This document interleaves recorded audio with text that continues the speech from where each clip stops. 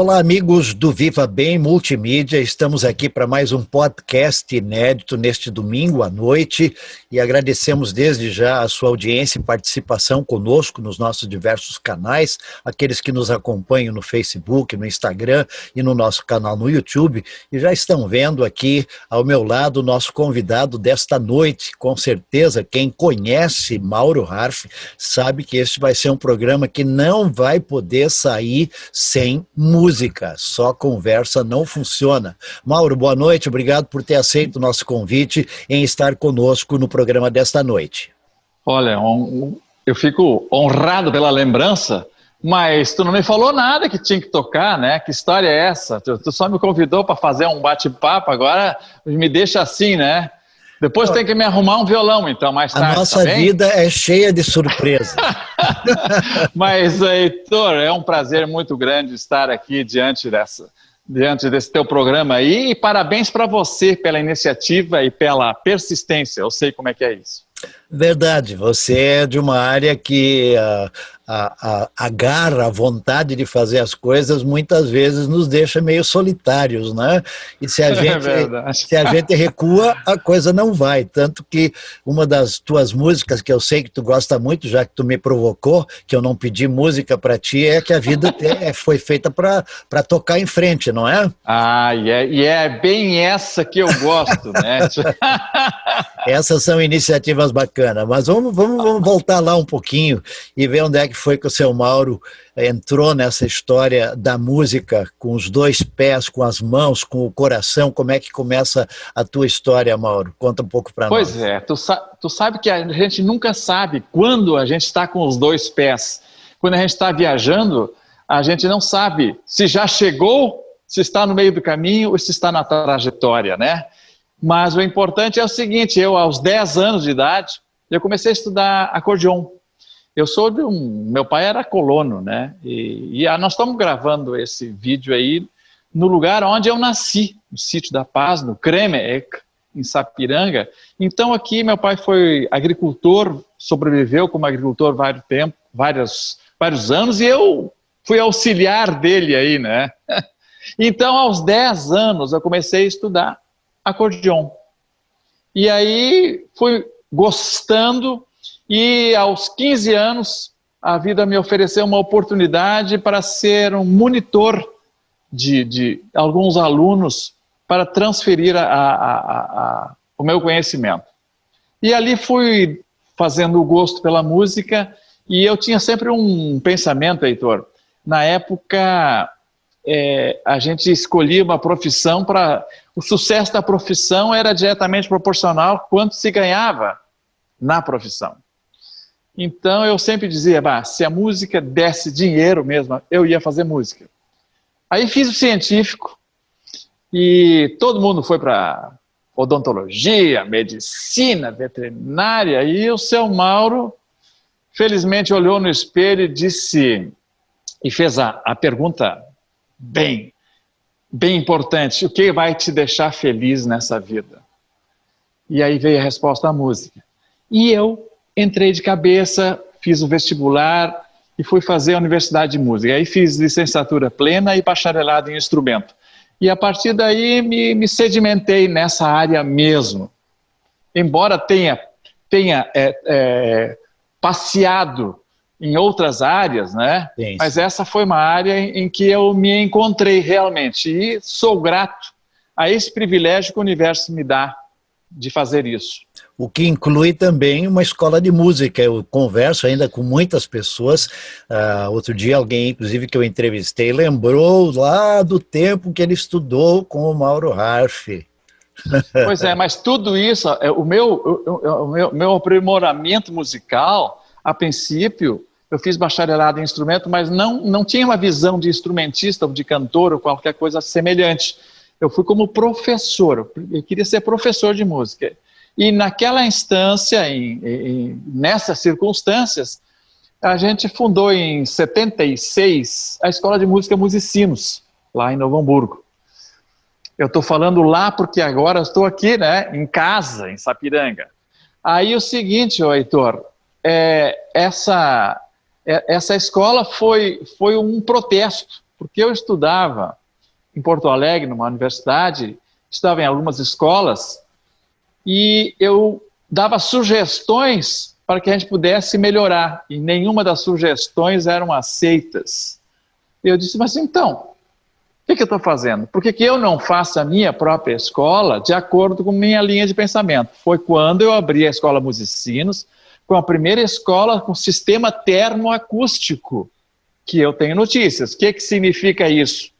As pessoas estavam nas suas salas e não ouviam o trompetista do lado, não ouviam o piano que estava lá do outro lado. O que acontece?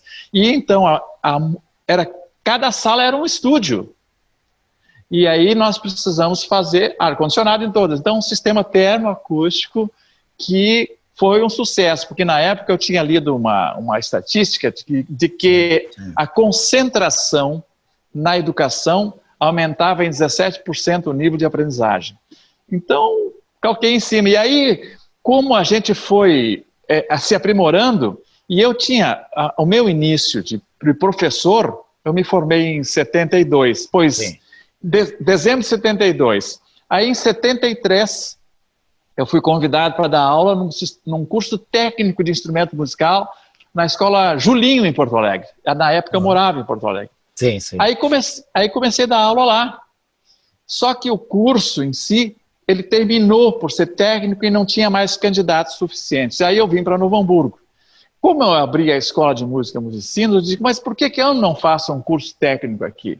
Aí busquei na Escola Nacional de Música de Brasília, durante 2 semanas, todo o currículo diante das exigências do MEC e tal. Cheguei aqui, montei um projeto e encaminhei o Conselho Estadual de Educação aqui do Rio Grande do Sul para pedir uma homologação para abrir um curso a nível técnico de 2º grau. E em 1980 a gente conseguiu isso. Durante uma década, nós mantivemos aqui o único curso do sul do Brasil a nível de 2º grau profissionalizante. Isso foi uma coisa bacana. Tudo isso é muito pioneirismo para a época. Se vai jogar todos esses anos para trás, hoje em dia parece ser tudo muito fácil, né? Um e-mail para cá, um WhatsApp para lá, um contato com alguém aqui, quando vê a coisa está resolvida, mas eram verdadeiras histórias para você... A gente tinha que fazer o percurso era físico e não virtual. E foi mas ali olha, daí... Sim, fala, por favor.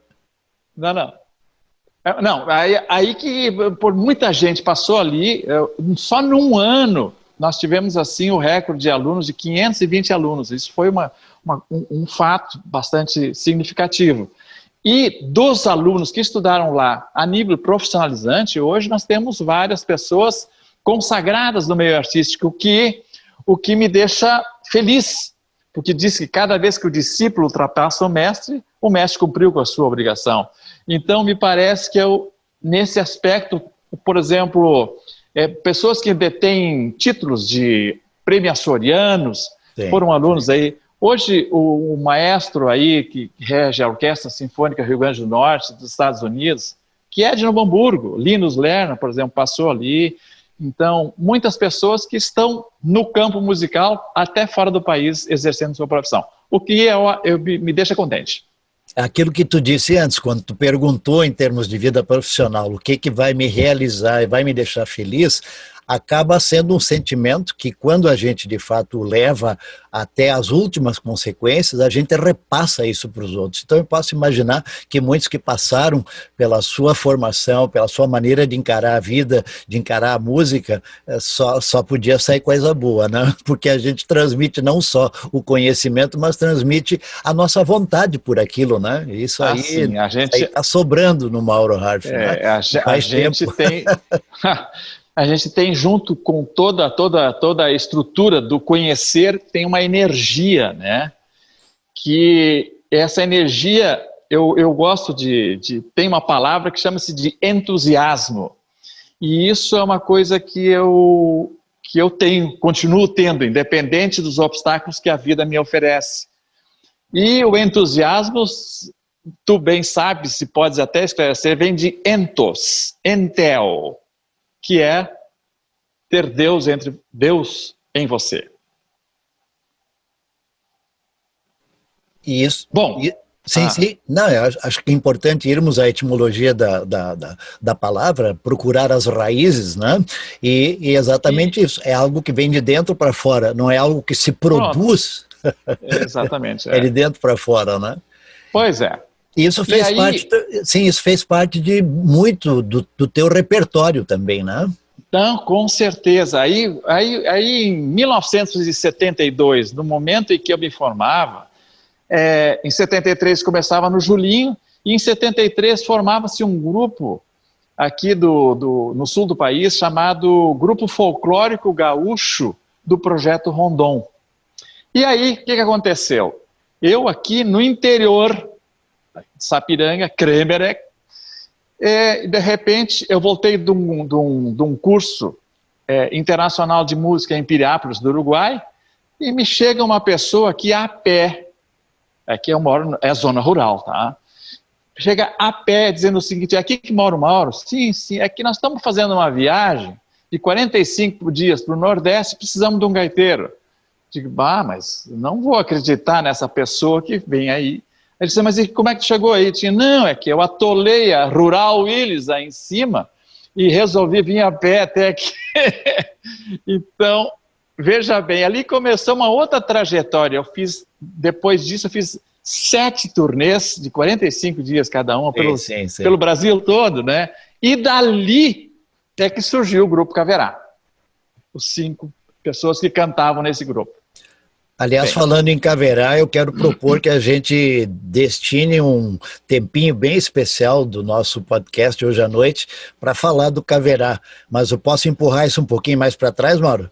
Não, pode fazer o que tu quiser. O dono do programa é você. Me pergunta que eu respondo. Já que tu disse que eu não te preveni que ia ter música ao vivo, então eu vou fazer mais que provocar, eu vou pedir música ao vivo agora. Não, mas agora é um pedido teu, vai ser uma ordem já. Mas vou te dar uma chance de escolher.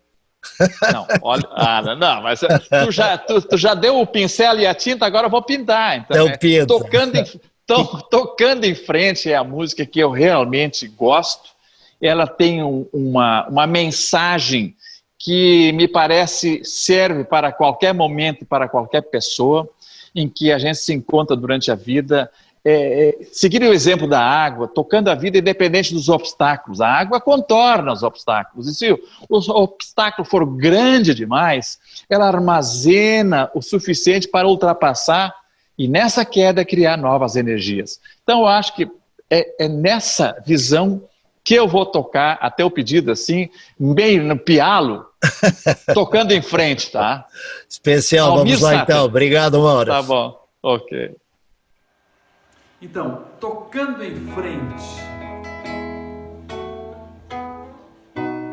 Ando devagar, porque já tive pressa e levo este sorriso, porque eu já chorei demais.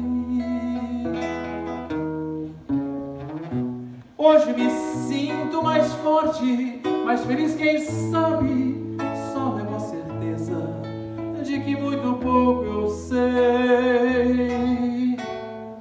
Eu nada sei. Conhecer as manhas e as manhãs, o sabor das massas e das maçãs. É preciso amor para poder pulsar, é preciso paz para poder sorrir, é preciso a chuva para florir. Penso que cumprir a vida seja simplesmente compreender na marcha e tocando em frente. Como um velho boiadeiro levando a boiada, vou tocando os dias, pela longa estrada eu vou. A estrada eu sou. Conhecer as manhas e as manhãs, o sabor das massas e das maçãs. É preciso amor Para poder pulsar é preciso paz, para poder sorrir é preciso a chuva para florir. Todo mundo ama um dia, todo mundo chora um dia, a gente chega, o outro vai embora. Cada um de nós compõe a sua história e cada ser em si carrega o dom de ser capaz de ser feliz, de ser feliz.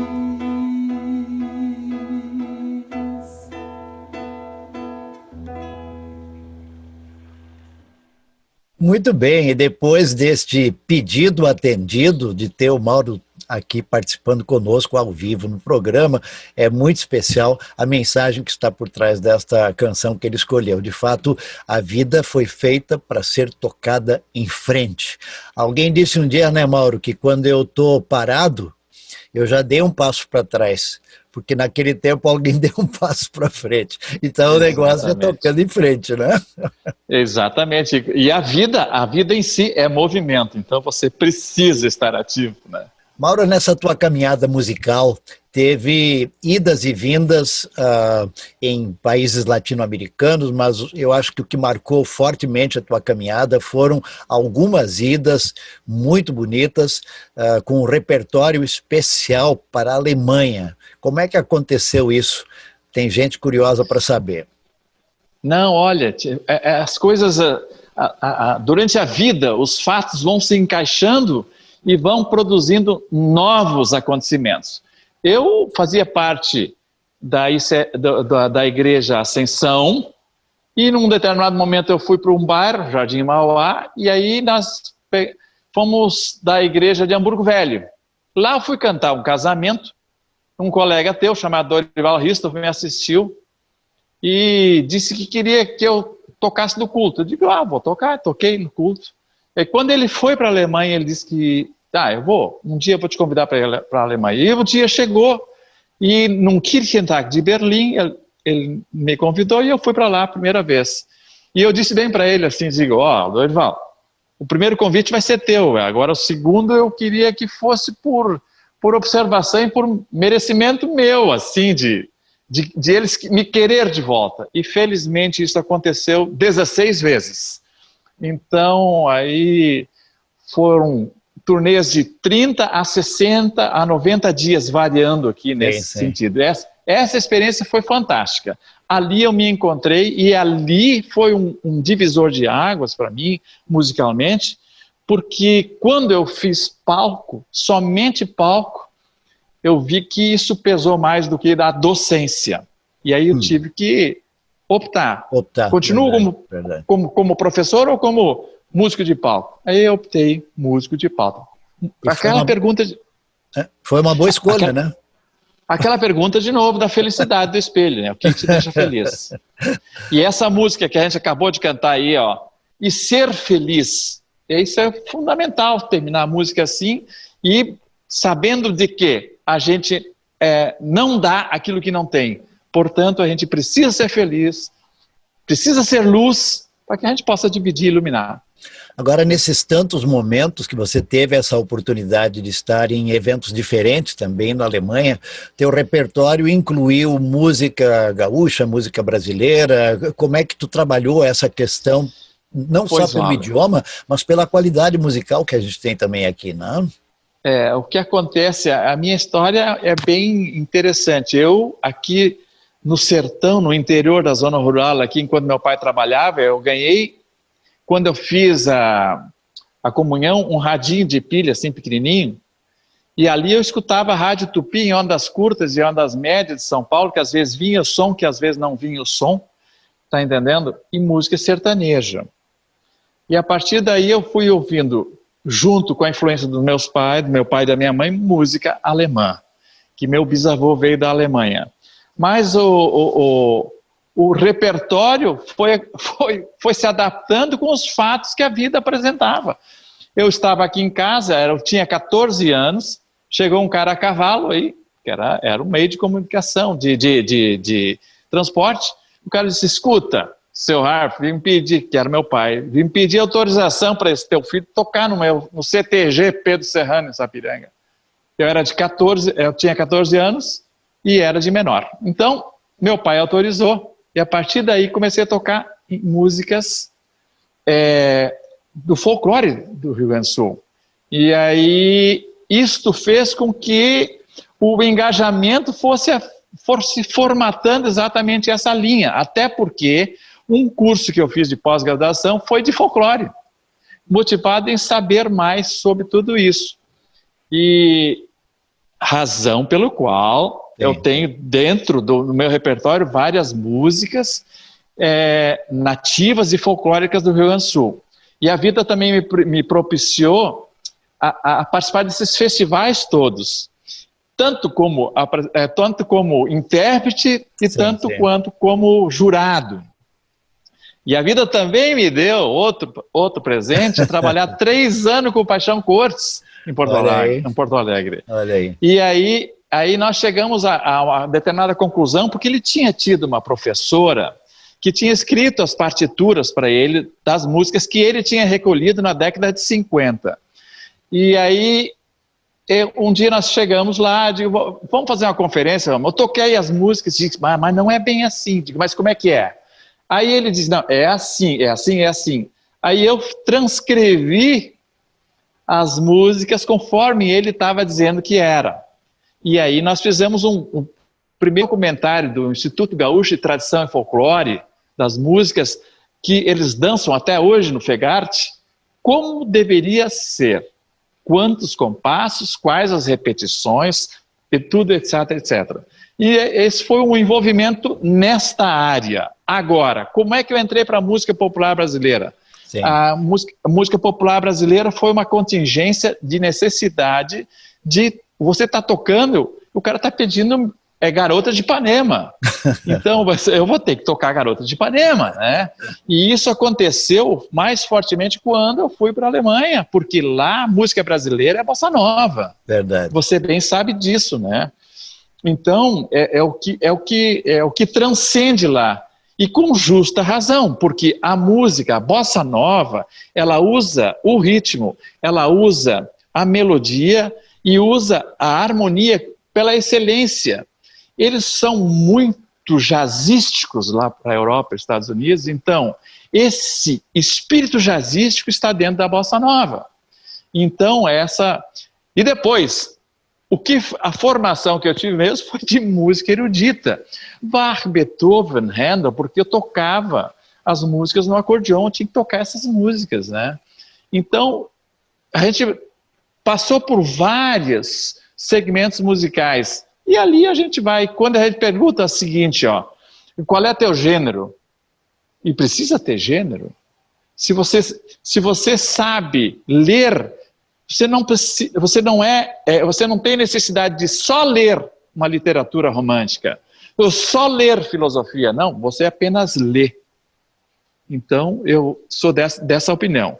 Você apenas faz música. Sim, sim. Eu acho que isso acabou sendo uma consequência daquela decisão, como você disse antes, aquela segunda parada em frente ao espelho para dizer, será que eu troco a sala de aula pelo palco? Porque quando você vai para o palco, você tem o público, e o público é exigente, o público quer pedir. E se o público pede, o caderninho tem que ser grosso para você poder atender. E tu sabe o que aconteceu? Eu criei um projeto chamado Cardápio Musical. Olha aí, Eu chegava no lugar para tocar, o cara pedia a música. Tá, a música é fácil, mas eu não sabia, porque você tem que saber a letra, você tem que saber a melodia, etc, etc, né? Então, eu fiz um cardápio de 500, 600 músicas. As pessoas começavam a pedir, botava a lista do cardápio, peça aqui, peça a música que você quiser desse cardápio, porque esse aí faz parte da minha interpretação. E deu certo. É mais ou menos como você ir num restaurante, de repente pedir o que o cara não tem, né? Tu vai no rodízio com 45 opções e a tua é a 46ª, né? Aí o cara vai numa cartela. O cara vai numa churrascaria, ele me dá um bolinho de aipim aí. Não, olha, esse é o único que nós não temos, não serve os outros 45 itens. Agora, indo para a Alemanha e convivendo com a Alemanha, eu sei que parte do teu repertório criou em ti esta vontade de fazer com que eles sentissem um pouquinho também exatamente o gosto da música gauchesca, que é muito rica. E aí teve certos episódios de traduções aí que o seu Mauro se empenhou para poder tentar transmitir este espírito gaudério em alemão. Eu imagino que isso foi uma aventura, porque a questão da métrica, né? O alemão falado muito mais numa tradução de trás para frente do que de frente para trás. Como é que você lidou com tudo isso, Mauro? Pois é, mas na realidade a gente explicava em alemão o conteúdo da música que íamos interpretar. E aí até que dois poetas alemães, Louis Friedrich Barth, Karl Barth e o Dieter Trautwein, que talvez você já ouviu falar, o Dieter compilou várias obras dos 5 continentes num livro, muito bacana. E aí eles sugeriram, mas quem sabe vocês não traduzam essa música? Canta em alemão. Aí a gente fez o contrário, mas vocês traduzem para nós? E aí eles aceitaram. Então a primeira tradução foi com poetas alemães. E depois, quando eu voltei para cá, que eu comecei a trabalhar com as pessoas daqui. E isso deu um novo rumo. Sim, sim. Foi um processo de aculturação reverso. Ou seja, quando os alemães vieram para cá, trouxeram o seu conhecimento, houve uma aculturação, e nesse momento, nós estávamos levando de volta na língua original. Quer dizer, é uma fusão bem interessante. E eu sou grato por isso e gosto de fazer isso mesmo. E se eu posso te pedir, então, já que eu não te avisei, mais uma música, como é que tá a língua aí para cantar uma em alemão? Es ist alles gut, Kerl. Tá no Truf. O que você vai trazer pra gente? Noch eine Musik spielen, Kerl. Não, exatamente. Tu quer... Porque isso levou, por exemplo, primeiro nós estávamos fazendo música do Rio Grande do Sul. Sim, depois fazíamos música do Brasil.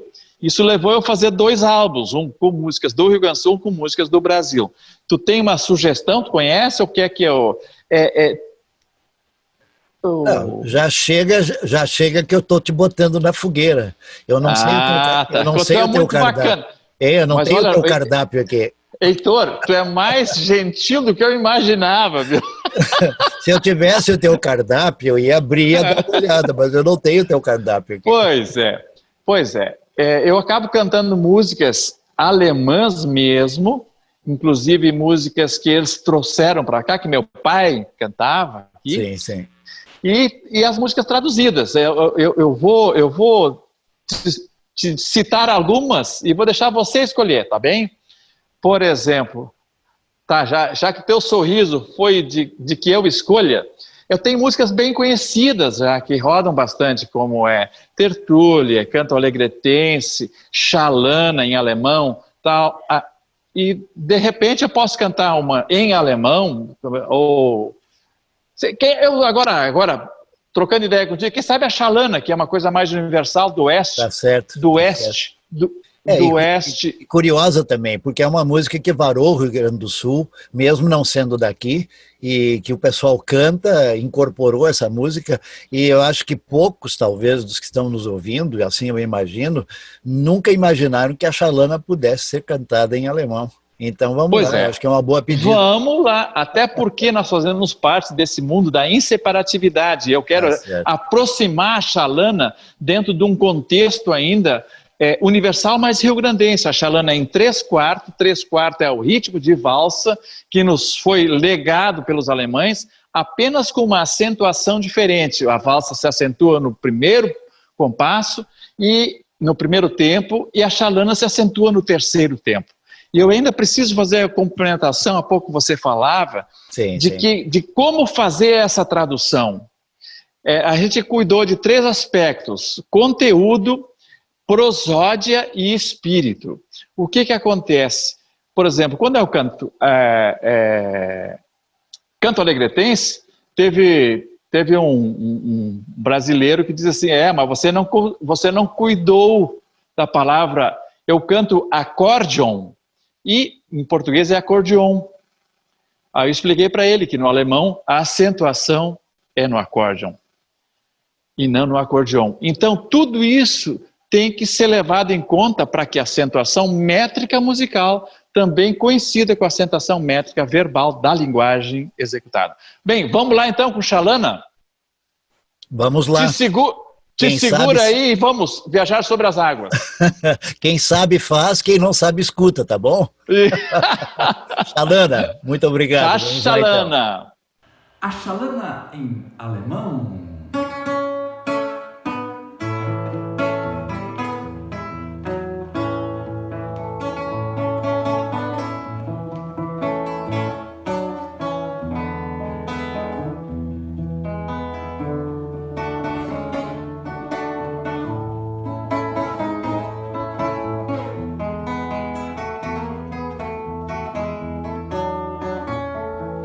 Lá vai a Xalana, bem longe se vai, riscando remanso do rio Paraguai. Então em alemão, da verde Xalana, so leise, so weit, sich streichelt die Stille vom Fluss Paraguay. Oh, Xalana, welchen Schmerz machst du in mein Herz? Über dieses stilles Wasser nimmst du weg, mein lieber Schatz.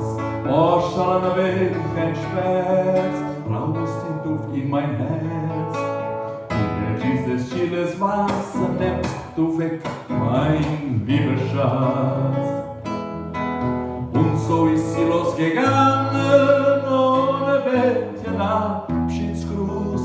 Die Xalana hat sich verschwunden an der Kurve von dem Fluss. Und so traurig ist gegangen, weiß genau, sie hatte recht.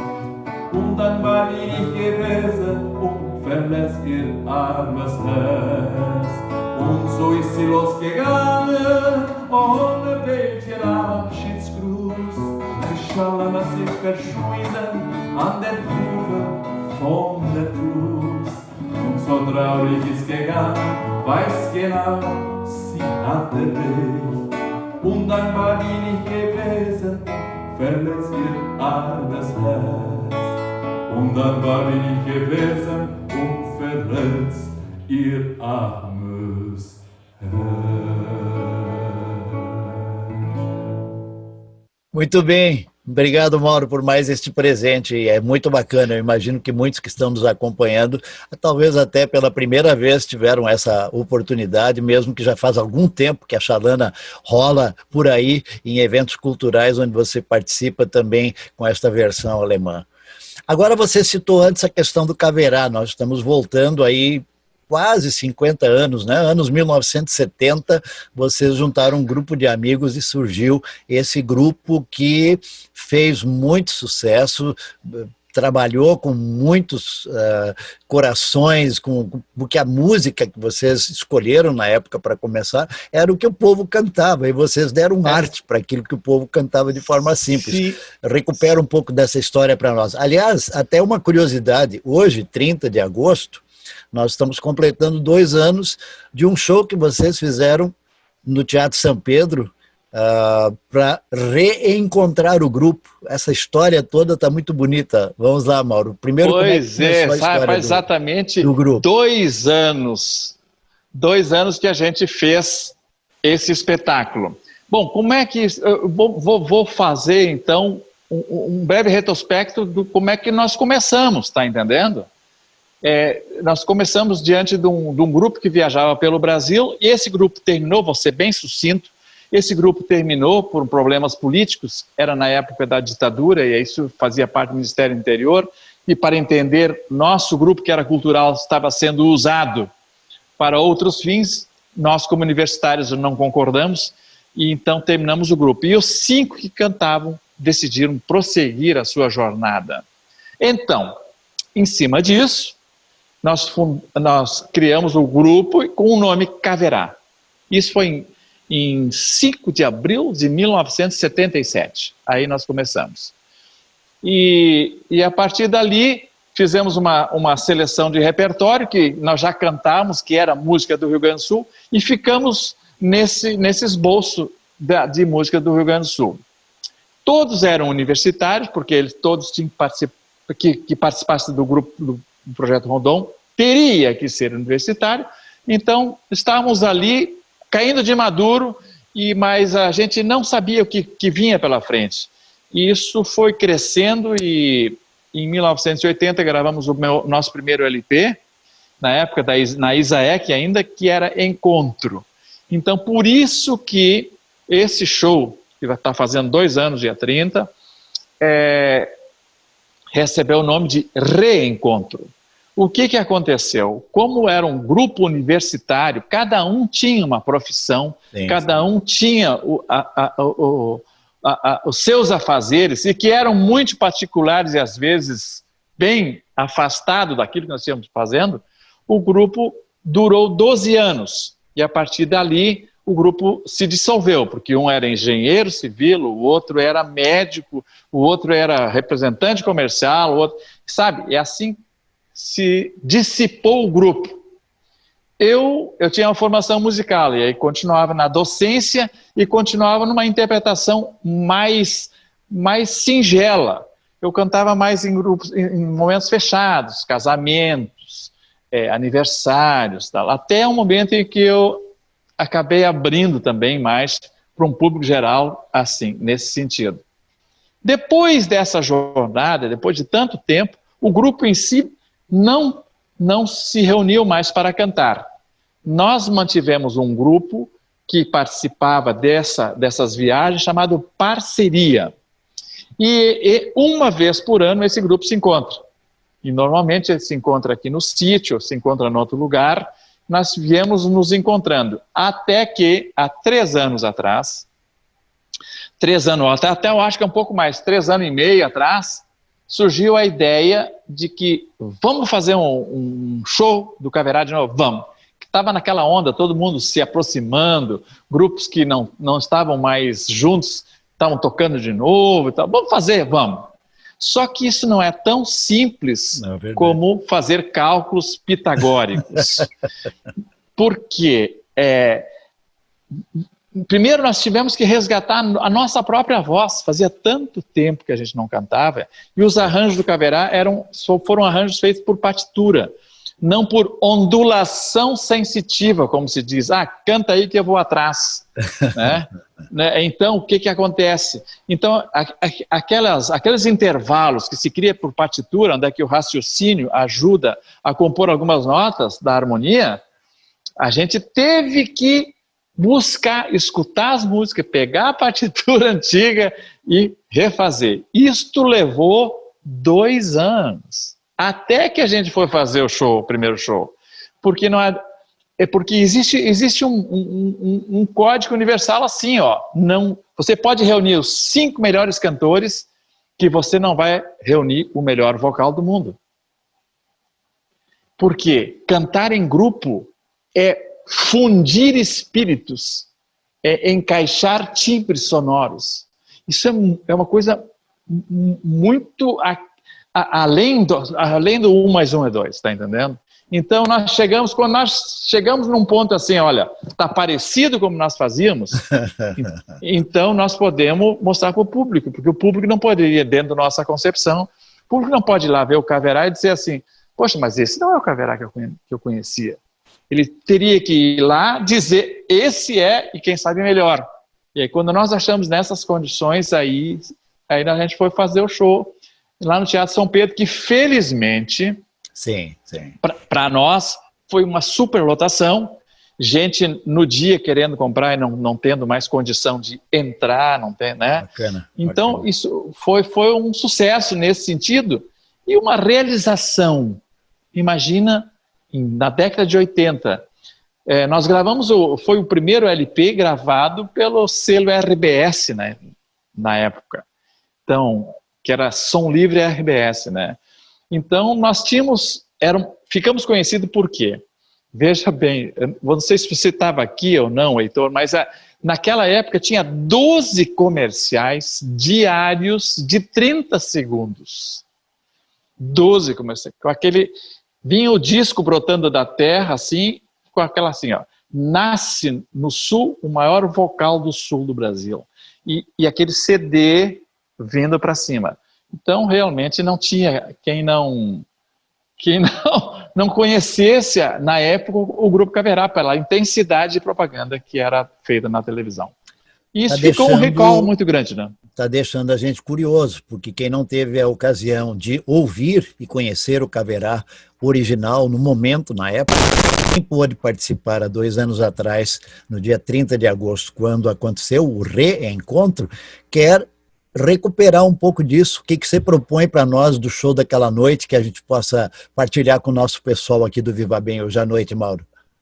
Pois é, o Viva Bem dessa noite, tu sabe que às vezes, eu tenho um amigo que conta muita piada. Então, ele disse para mim assim, ó, vamos contar uma piada de trás para frente? Eu digo, vamos? Então vamos começar a rir primeiro, porque essa é o final da piada, né? Então nós vamos começar de... Pô, se tu não visse agora, eu ia ficar chateado. Eu aceito. Vamos começar pelo final. Prenda a minha. Tá bom. Que é vou-me embora por instantes só. Tá bem. Pode então ser? Vamos lá. Um clipezinho, então, especial do Prenda Minha, lá 2 anos atrás, no reencontro do Grupo Caverá, 30 de agosto de 2018. E com uma ressalva. Essas gravações foram feitas por amadores, né? Não teve nenhum profissional buscando uma documentação mais técnica, tá bom? Vamos lá, Prenda Minha.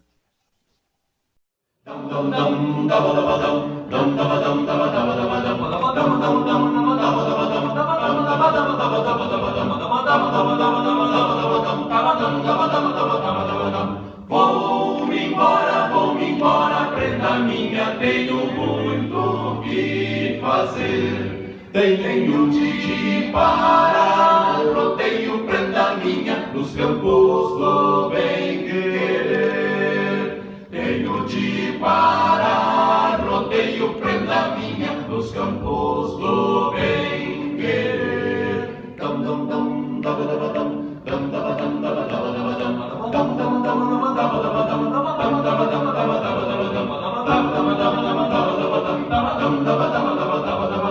Noite escura, prenda minha, toda noite me atentou. Quando foi de madrugada, prenda minha, foi-se embora e me deixou.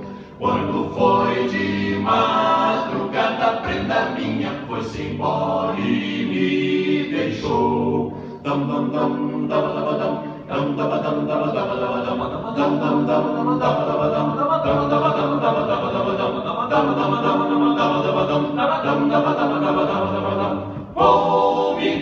Vou-me embora, prenda minha, tenho muito o que fazer. Tenho de ir para o rodeio, prenda minha, nos campos do bem-querer. Tenho de ir para o rodeio, prenda minha, nos campos do bem-querer.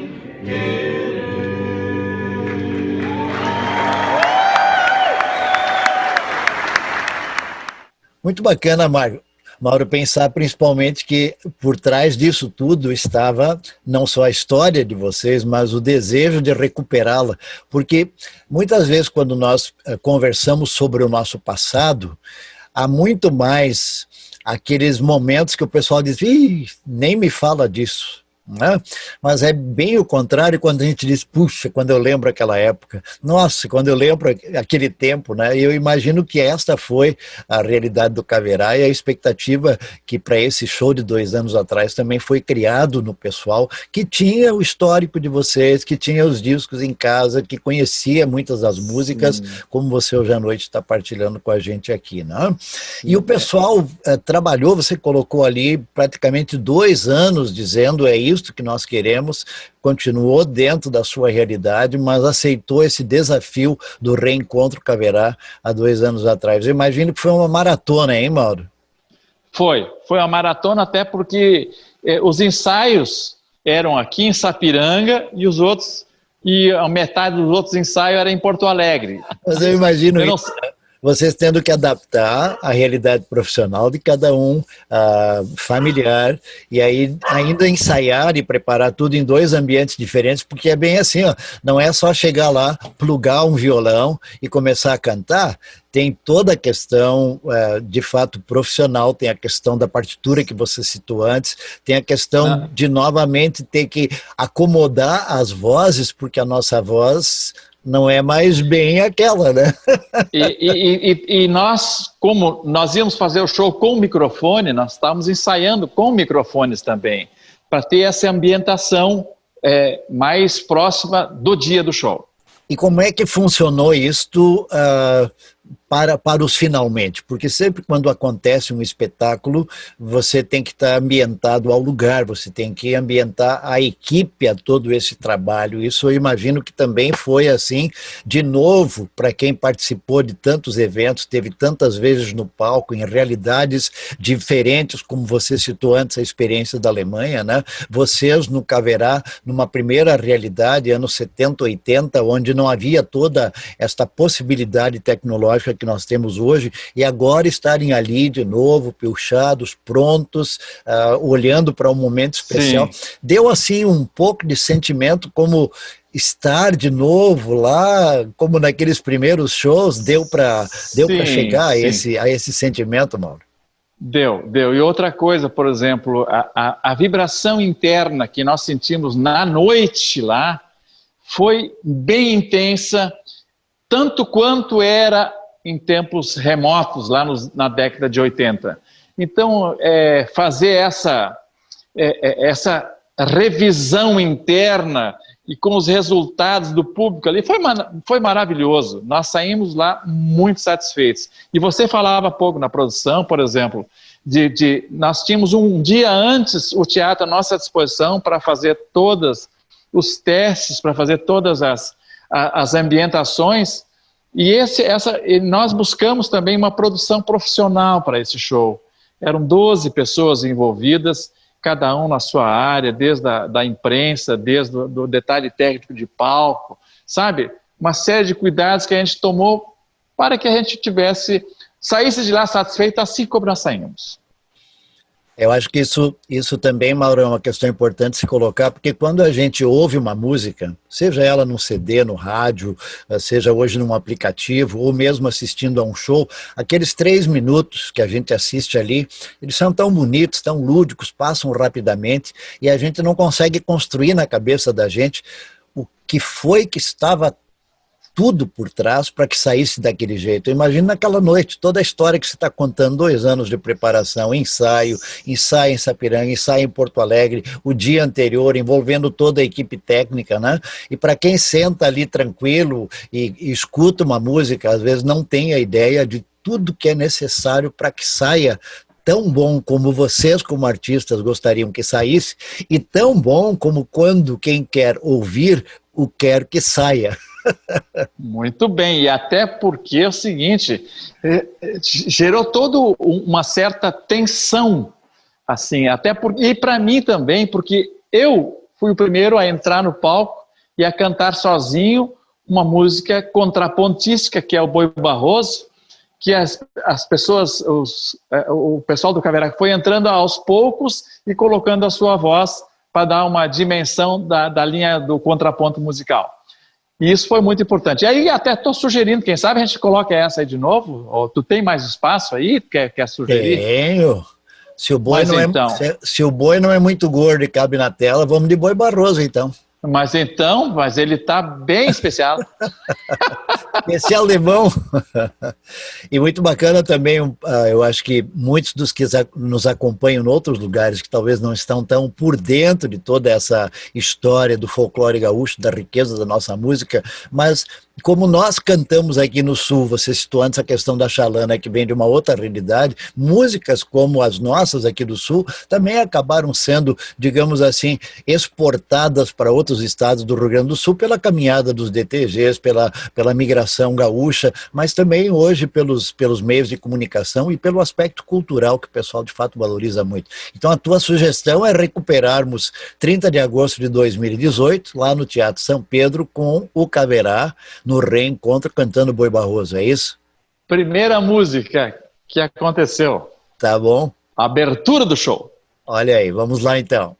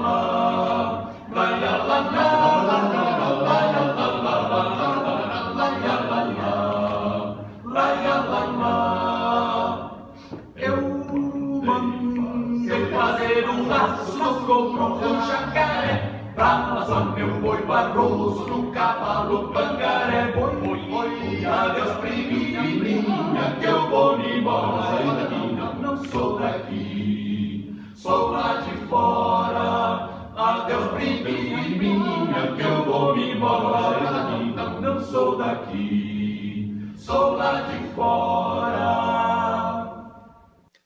Muito bem, Mauro, eu acho que essa conversa é muito bacana e muitas pessoas estão se identificando, independente de terem estado ou não no reencontro de 2 anos atrás, mas para quem tem esta caminhada, essa história com vocês é muito bonito. Mas eu posso imaginar que foi uma questão de realização pessoal também para ti, para todo o pessoal, de assumir um desafio desse, porque eu acho que você já colocou antes, não é coisa muito fácil, ou melhor, vamos usar a expressão no termo certo, nada fácil, mas quando se pensa que há uma história, que há um público no qual vocês criaram uma expectativa, isso, de novo, supera qualquer dificuldade que um evento como esse possa nos apresentar. Eu estou imaginando aqui que foi assim com você. Não, mas é isso aí. Teu sentimento está perfeito. E todos os 5 partilharam disso aí, né? E Com guardam certeza. boas lembranças, com certeza, assim como o público que esteve lá com vocês, né? Vocês depois... Sim, fala, Mauro, por favor. Não, até ia te dizer, houve até sacrifícios bem grandes para que a gente pudesse realizar esse show.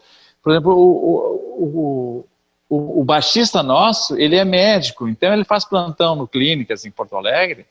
Ele teve dia que nós ensaiamos até as 2 da manhã, às 5 horas ele estava no hospital já pronto para fazer uma anestesia de um... Quer dizer, houve sacrifícios de várias partes para que a gente pudesse buscar esse objetivo aí de fazer o show e que nos deixou, mas que aconteceu e que nos deixou bem felizes. Tá? Mas desculpa, eu também te cortei aí. Não, mas é assim mesmo, a conversa é isso aí. Uma curiosidade minha é se vocês conseguiram, depois do espetáculo de 2018, 30 de agosto, fazendo 2 anos hoje, novamente reunir o grupo, ou há essa vontade, há essa expectativa, como é que vocês estão lidando com o Caverá pós o reencontro? Pois é, olha, foi tão bom que a gente se reuniu com a produção e buscamos uma alternativa. A princípio, pelo sacrifício que alguns fizeram, era só para acontecer esse show. Mas depois, vendo toda a efervescência dos fatos, a gente decidiu continuar ensaiando. a gente decidiu continuar se encontrando e a equipe de produção ficou próxima de nós para que pudéssemos concatenar novos momentos. O que aconteceu? Pois foi assim que aconteceu, em um determinado momento, uma parceria com o Teatro da Fevale, o ano passado. Então, um ano depois, a gente realizou um show aqui no Teatro da Fevale, em Novo Hamburgo, o que nos deixou muito felizes também. Então, depois disso, a gente se encontrou para buscar até novo repertório, para aumentar um pouco a nossa gama de repertório.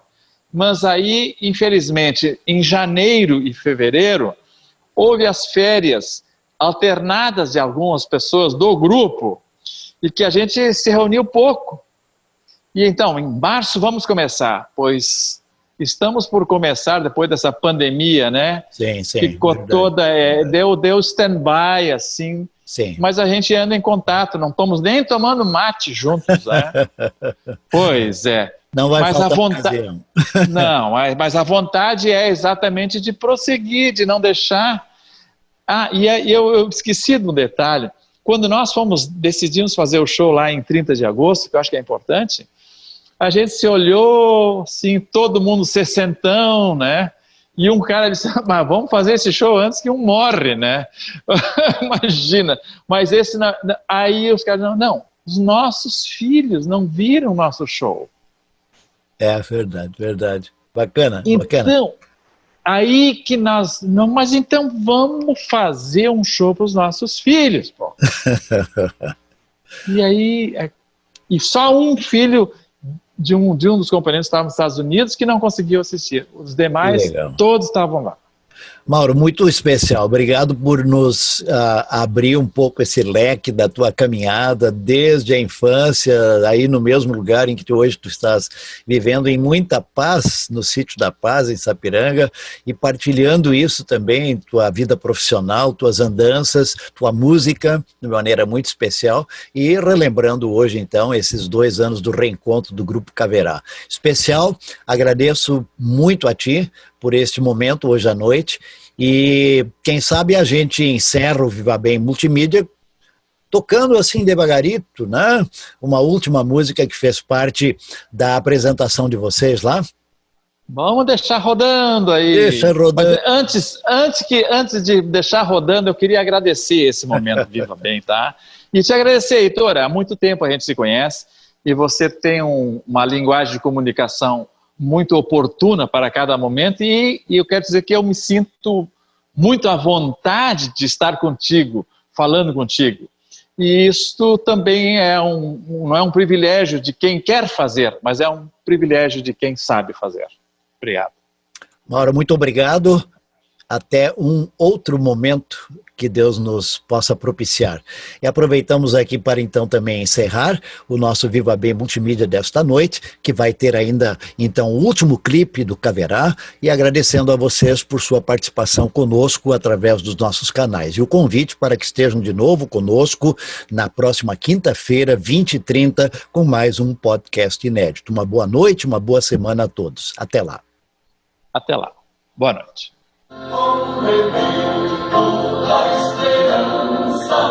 Remedeia minha vida, mas um dia a vida cansa de ser rasgada e ser zika.